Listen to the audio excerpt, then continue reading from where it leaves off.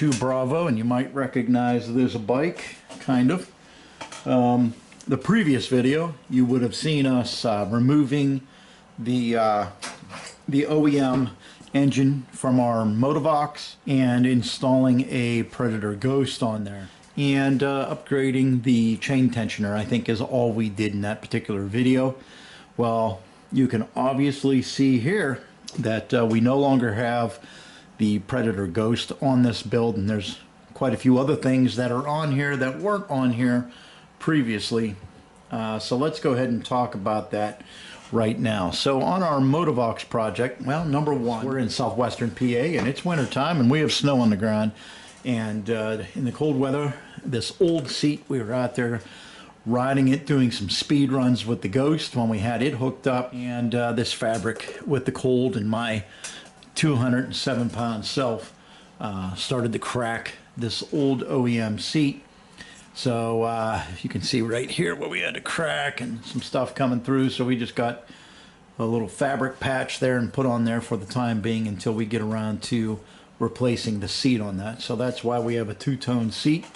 But like I just mentioned, we were able to do some speed runs and drive around and utilize this Motovox with the Ghost build for a limited amount of time. Well, as long as we kept the Ghost engine OEM, and we'll talk about that here in a minute. So on our OEM Ghost engine, we ran that. The only thing that we did that wasn't factory, obviously, was we had a header on there. Same header, actually, that's on this particular engine right here. So we ran our top speed run, the first one for the Motovox with the Ghost, and we were able to get 39 miles per hour on that speed run with the Ghost here in the neighborhood. And that was, as you can see in the notes here, about 75% throttle. We had to be careful. We probably could have got 40 out of that. Give or take, maybe 41, but what we got that we were able to record was 39 miles per hour. So the problems with the Ghost and the Motovox here started when we upgraded the Ghost. We removed the OEM flywheel and we installed a Pro-Quip aluminum flywheel rated for 10,000 RPM, and we also added a non-restricted coil. Removed the OEM 6,000 RPM coil, added an unrestricted coil, and got the bike running. Didn't have any initial problems. We did 2 speed runs with the unrestricted coil and a new flywheel on the Ghost, and improved our top speed to 45 miles per hour here in the neighborhood. I don't think that was topped out. I think we probably could have got another maybe 2 miles per hour, maybe 3 if we were lucky in the neighborhood. We could have got another 2 or 3 miles per hour if we would have maxed out the throttle, if we had the space and we weren't in the neighborhood. But this is what we recorded with the upgrades. So obviously quite a bit of increase with miles per hour with those 2 very minimum upgrades. But that's where our problems began to start when we came back from those speed runs and we went to start the bike up again. What we found was that the compression and the bike fired early, and it would rip the pull cord out of your hand, and I mean literally rip it out of your hand, almost break your fingers.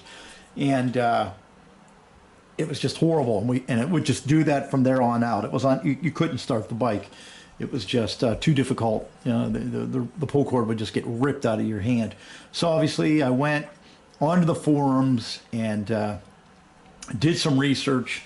Everybody swore up and down it's the valve lash or it's the gap on my ignition coil, and you know, I need to check those things out. So I took that advice. I removed the engine from the bike and totally rebuilt the Ghost engine 3 times. I mean, broke it down, validated that the 252 or 254 cam or whatever's in there, cam release mechanism on the cam functioned correctly, and it did. Double, triple checked valve lash, double, triple checked my gap on the coil and the flywheel, checked all that stuff over and over again. Buttoned it up, took it out, drained it, over and over. It was horrible. The results for every time was on my initial startup, after the bike had been rebuilt, the bike would start, ran great. I'd ride it around, it was no issues. I'd come back, cut the bike off, and go to start it again, grab the pull cord, and it would just tear out of my hand, ripped it out of my hand again. It was early ignition or too much compression or whatever the actual term is. So one more time, broke it down, double checked everything again, put it back together, and same results. So I was done with the Ghost at this particular time. So I removed the Ghost, put it on the bench, and that brings us up to speed where we're at with our Motovox build right now that we can talk about current events. So what we have on here is we were able to catch the Predator 224 on sale at Harbor Freight earlier in the month of December. I can't recall what it was, to be completely honest with you, but it was $30 off the cost with a coupon. I think it was Insider Club, maybe, coupon, and there was another coupon out there. You can only use one. But anyways, got the 224 for cheap. Probably should have got another one. I really like the 224s. I was fortunate enough to get a non-Hemi, as you can see, which is very important. Put the header on the engine that I had on the Ghost. Got the clutch guard from Go Power Sports and installed that. Got a BraveX clutch that I put on this. We had a Max Tech on this originally with the Ghost, but I've got the BraveX on here. I really like the BraveX clutch, Amazon brand, check them out. Really, really like that clutch. Got a JMCH store fuel tank. It was a little cheaper than the other fellow that puts them out. I can't remember his name right now. I'm sure it'll be in the comments if anybody watches this video. But got this fuel tank, mounts up real nice. I think it looks really sharp on the bike. It looks good. Fits in that gap really nice. Really clean looking as the fuel line runs over to the stock carburetor. So it looks really good. Bought and installed a... Be right back. Bought and installed another ProQuip 10,000 K RPM rated aluminum flywheel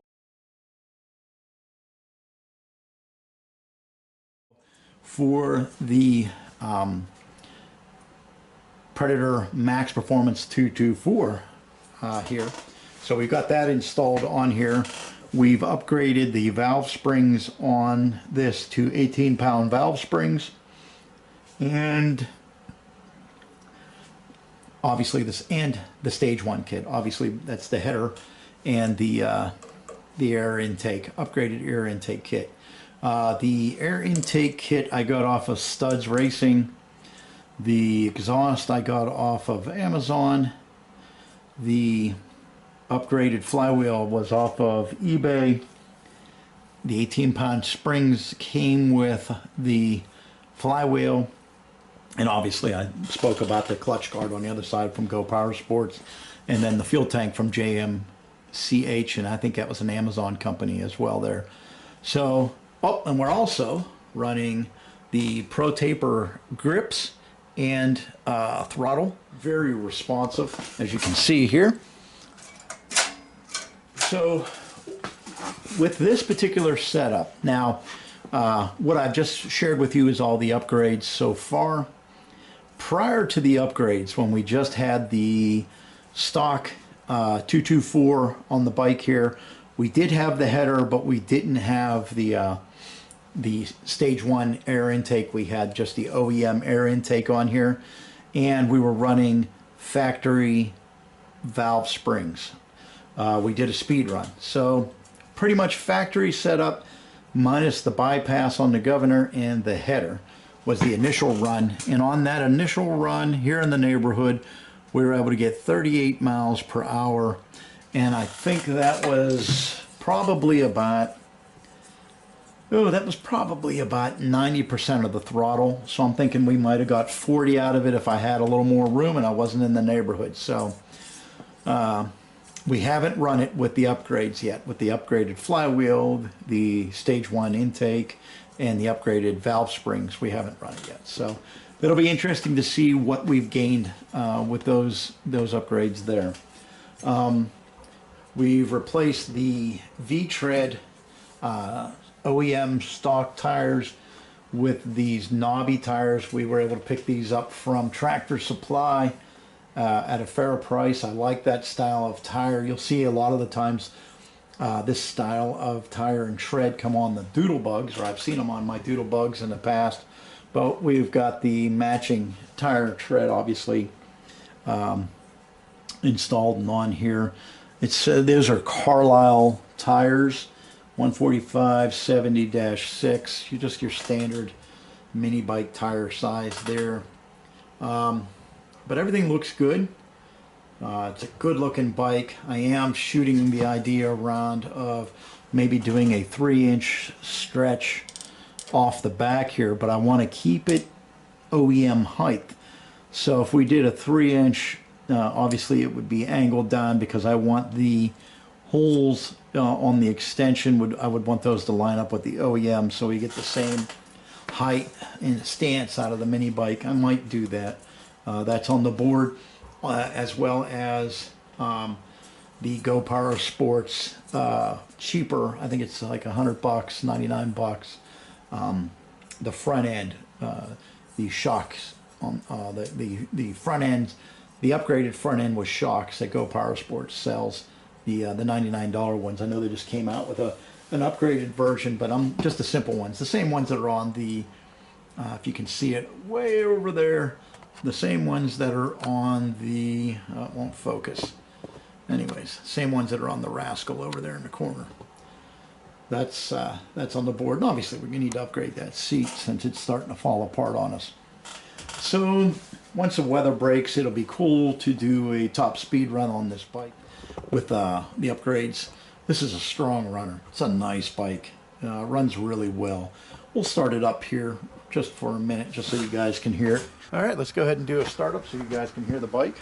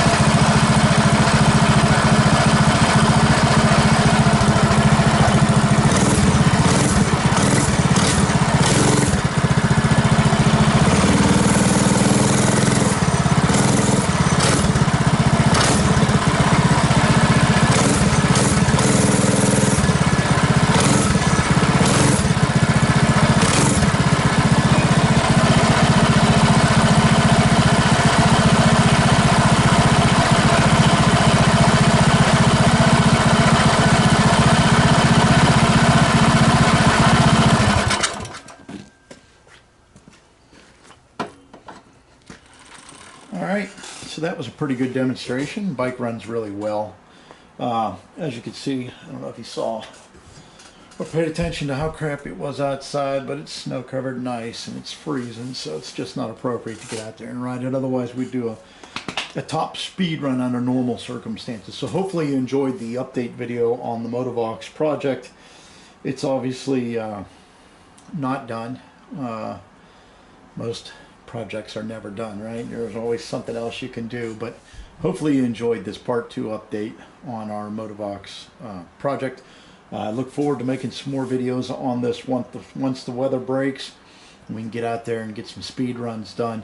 Now if I do decide to go the route of the extensions on the back end there, the stretch, it would be a 3-inch is what we're looking at. 2 or 3-inch stretch, not much. And we would definitely make a separate video about that, as well as I might do one on the front forks if we upgrade with the suspension forks. Do a video on that as well. So I hope you guys enjoyed the update video. I look forward to shooting some more. It's enough yapping. Till I see you in the garage again. Thanks for watching.